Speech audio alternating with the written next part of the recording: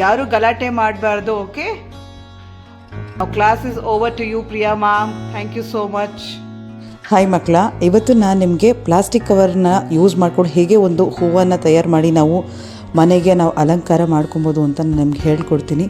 So plastic cover ಈಸಿಯಾಗಿ ಸಿಕ್ಕುತ್ತೆ. ಎಷ್ಟೊಂದು ನಾವು ತರಕಾರಿ ತಂದೆಲ್ಲ ಬಿಸಾಕ್ತಾ ಇರ್ತೀವಿ. ಸೊ ಬಿಸಾಕೋ ಬದಲು ಈ ಥರ ಮಾಡಿ ಮನೆನ ಹೇಗೆ ಡೆಕೋರೇಟ್ ಮಾಡ್ಬೋದು ಅಂತ ನಾನು ನಿಮ್ಗೆ ಹೇಳ್ಕೊಡ್ತೀನಿ. ಸೊ ಒಂದು ಪ್ಲಾಸ್ಟಿಕ್ ಕವರ್ ತಗೊಂಡು ಆ ಕಡೆ ತುದಿ ಈ ಕಡೆ ತುದಿ ಕಟ್ ಮಾಡ್ಕೊಳ್ಳಿ. ಸೊ ಇವಾಗ ಅದನ್ನು ಅಗಲ ಮಾಡ್ಕೊಳ್ಳಿ ಕೈ ಹಾಕ್ಬಿಟ್ಟು. ಹಾಗೆ ಅದನ್ನು ನಾನೊಂದು ಚಿಕ್ಕ ಪ್ಲಾಸ್ಟಿಕ್ ಕವರಲ್ಲಿ 3 ಪಾರ್ಟ್ಸ್ ಆಗಿ ಕಟ್ ಮಾಡ್ಕೊಂಡಿದ್ದೀನಿ. ನಿಮಗೆ ಯಾವ ಸೈಜಲ್ಲಿ ಬೇಕು ಆ ಸೈಜ್ನಲ್ಲಿ ನೀವು ನೋಡಿಕೊಂಡು ಕಟ್ ಮಾಡ್ಕೊಬೋದು. ದೊಡ್ಡ ಕವರ್ ಇದ್ದರೆ ಒಂದು 5 ಪೀಸ್ ಮಾಡಿ, ಚಿಕ್ಕ ಕವರ್ ಆಗಿದ್ದರಿಂದ ನಾನು 3 ಪೀಸ್ ಮಾಡ್ತಾಯಿದ್ದೀನಿ.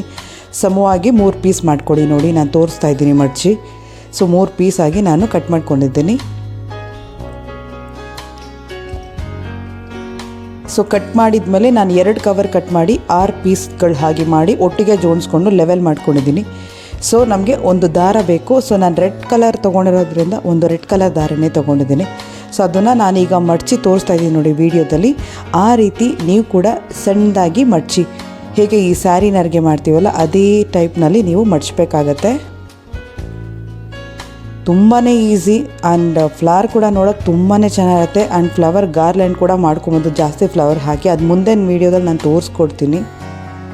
ಸೊ ಇದೇ ರೀತಿ ನೀವು ಮಡಚ್ಕೊಳ್ಳಿ. ಒಂದು 6 ಕಟ್ ಮಾಡಿರೋಂತಹ ಕವರ್ನ ಒಂದು 6 ಪೀಸ್ನ ಜೋಡಿಸ್ಕೊಂಡು ಈ ಥರ ಮಾಡಿಕೊಡಿ.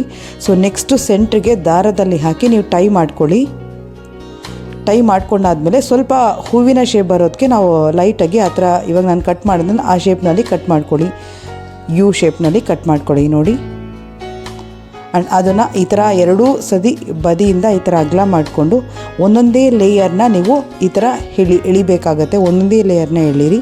ಸೊ ನೀವು ಆದಷ್ಟು 5 to 6 ಲೇಯರ್ ಮಾಡಿಕೊಂಡ್ರೆ ಹೂವು ತುಂಬ ಚೆನ್ನಾಗಿ ಗುಚ್ಚಾಗಿ ಬರುತ್ತೆ. ಅದು ತುಂಬ ಅದೇ ರೀತಿಯಲ್ಲಿ 2 ಸೈಡ್ನಲ್ಲೂ ನೀವು ಆ ಥರ ಒಂದೊಂದೇ ಇದನ್ನು ಲೇಯರ್ನ ಎಳಿತಾ ಮಾಡ್ಕೊಬೇಕಾಗತ್ತೆ. ಸೊ ಫಿನಿಶಿಂಗ್ ನಾನು ನಿಮಗೆ ತೋರಿಸ್ತೀನಿ ಯಾವ ಥರ ಬಂದಿದೆ. ಖಂಡಿತ ಟ್ರೈ ಮಾಡಿ ನೋಡಿ, ಎಷ್ಟು ಚೆನ್ನಾಗಿರೋ ಗುಲಾಬಿ ಹೂ.